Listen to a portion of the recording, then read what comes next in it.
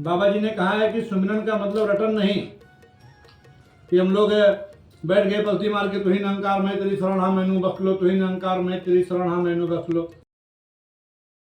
तू ही निरंकार तू ही निरंकार मैं तेरी शरण मैं तेरी शरण मैनू बख्श लो, मैनू बख्श लो। तू ही निरंकार तू ही निरंकार मैं तेरी शरण मैं तेरी शरण मैनू बख्श लो, मैनू बख्श लो। सतगुरु माता दीक्षा सविंदर हरदेव जी महाराज की जय। निरंकारी राजमाता गुरुवचन अवतार की जय। प्यार से कहिए धन्य निरंकार जी। आज बहुत दिन के बाद हम सभी एक साथ चारों लोग बैठ के माता जी की कृपा है। भोजन कर रहे हैं। सतगुरु की बड़ी कृपा है।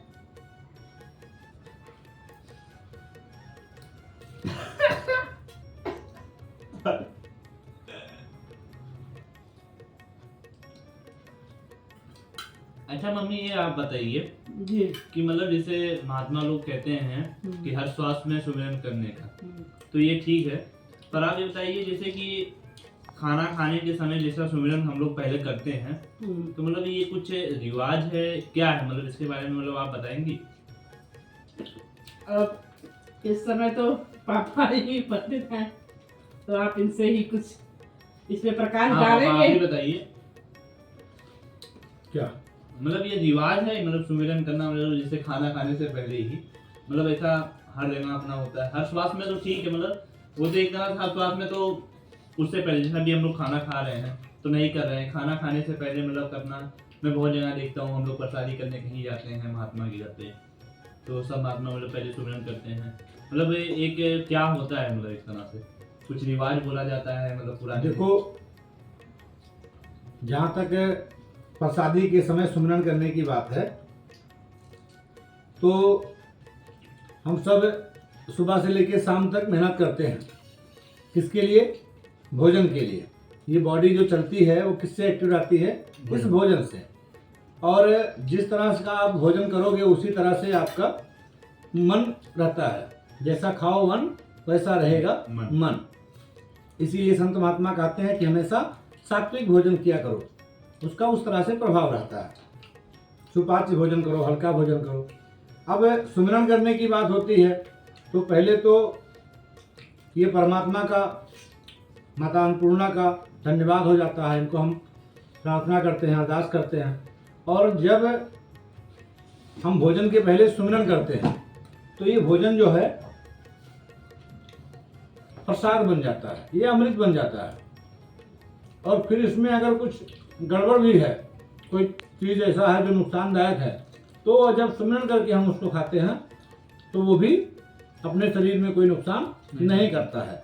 तो इसीलिए मतलब कभी भी ऐसा, तो माता जी ने कहा है कि हर सांस में हमको सुमिरन करना है। जब इस निरंकार के एहसास में रहेंगे, लेकिन हम समाज में रहते हैं, दुनियादारी है, उसमें भूल जाता है। तो इस लिहाज से हमें समय समय पर चेतन करने के लिए, इस निरंकार का एहसास दिलाने के लिए, ये परमात्मा अपने अंग संग है, तो प्रसादी करते वक्त या सत्संग में या और सामूहिक जगह पे किसी की अरदास करते वक्त हम लोग सुमिरन करते हैं। तो भोजन के समय सुमिरन करने का जो विधान है, शास्त्रों में भोज मंत्र बोला जाता है। उस मंत्र में भी यही है, माता अन्नपूर्णा को धन्यवाद दिया जाता है, भगवान को धन्यवाद दिया जाता है कि आपने आज मुझे ये अन्न प्रदान किया। एक तरह से उनको थैंक यू बोला जाता है। हाँ, उनको धन्यवाद बोला जाता है। और जब भगवान का स्मरण करके, भगवान को भोग लगा करके जब हम कोई चीज़ खाते हैं तो वो अमृत बन जाता है, प्रसाद बन जाता है। इसीलिए जब कभी लंगर होती है तो वहाँ पे ये नहीं कहते चलो भोजन कर लो, बोले प्रसाद बोलते हैं कि प्रसादी। और आपने देखा होगा कि समागम में जो भी प्रसादी बनती है, वैसा प्रसादी कब कितना भी आदमी कोशिश कर ले वो अपने घर में नहीं बन पाती। उसका सिर्फ कारण यही है कि घर में प्रसादी नहीं बनती है, घर में भोजन बनता है।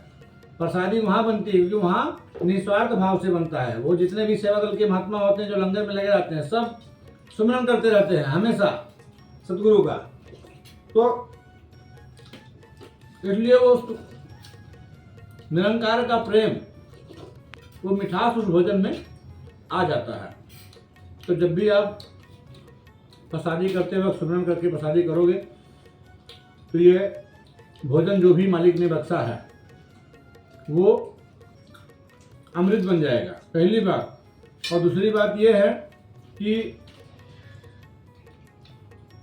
जब सुमरन हो जाता है तो माता जी की कृपा से भी आप मान लो आज पूरी सब्जी खा रहे हो, कल दाल चावल खाना है, कभी चावल सब्जी ही खाना है, कुछ भी खाना है, तो भोजन के प्रति अरुचि नहीं होगी, घृणा नहीं होगी।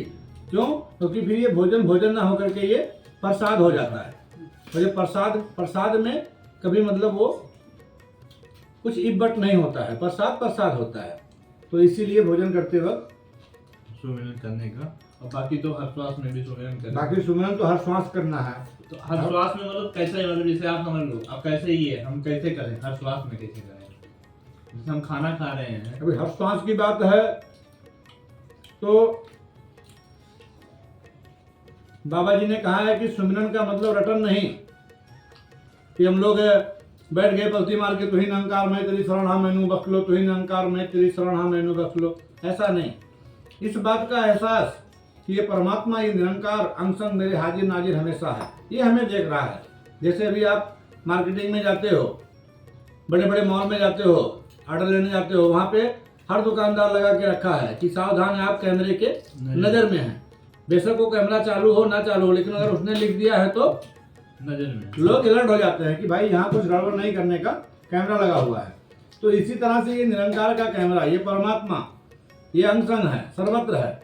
तो इसका एहसास, और जब इसका एहसास होगा कि ये परमात्मा अंग संग है तो परमात्मा का फिर हमें शुक्र भी आएगा। फिर हमें जब इसकी लीला समझ में आएगी, जो कुछ भी हो रहा है, तो बाबा जी कहते हैं कि बगैर इसकी इजाज़त के एक पत्ता नहीं हिल सकता। तो जब ये बात पे हमारा विश्वास दृढ़ हो जाता है कि इसकी इजाज़त के बगैर एक पत्ता नहीं हिलता, एक तरफ ये कहते हैं, दूसरी तरफ ये भी है कि ये परमात्मा, ये निरंकार जो है ये कायम दायम है, ये स्थिर है, ये आता नहीं, जाता नहीं, खाता नहीं, पीता नहीं, हंसता नहीं, बोलता नहीं, ये अडिग है, ये निराकार है। इसका स्मरण भी होगा। जब एहसास होगा कि ये मुझे देख रहा है, ये मेरे अंग संग है, तो इसका एहसास होगा। और समय इसका एहसास बनाए रखने के लिए वो नाम स्मरण भी जरूरी है। मतलब ऐसा नहीं है कि वो बोलना ही नहीं है, तो इन निरंकार में तेरी शरण मैनू बख्श लो, क्योंकि जब तक आप अभ्यास नहीं करोगे, अभी आप अपना जो लैपटॉप लेके जाते हो, टैब लेके जाते हो, उसमें आप अपना जो दिखाते हो वो सब आपको कंठस्थ हो गया है। क्यों कंठस्थ हो गया है? क्योंकि आप बार बार उसी को रिवाइज कर रहे हो, बार बार उसको दिखा रहे हो कस्टमर के पास, तो आपको मालूम हो गया कौन सा चीज़ है। तो जब हम बार बार, जब भी समय मिले, तब भी हम किसी को दिखाने के लिए नहीं, अपना अभ्यास बढ़ाने के लिए, तो इन निरंकार में तेरी शरण मैनू बख्श लो, तो इन निरंकार में तेरी शरण मैनू बख्श लो, मंत्र का उच्चारण भी करना है। लेकिन वो खाली दिखाने के लिए सबको एक जगह पलथी मार के बैठ करके, वो उस तरह से नहीं। जैसे वो गांव में बाबा थे हमारे, तो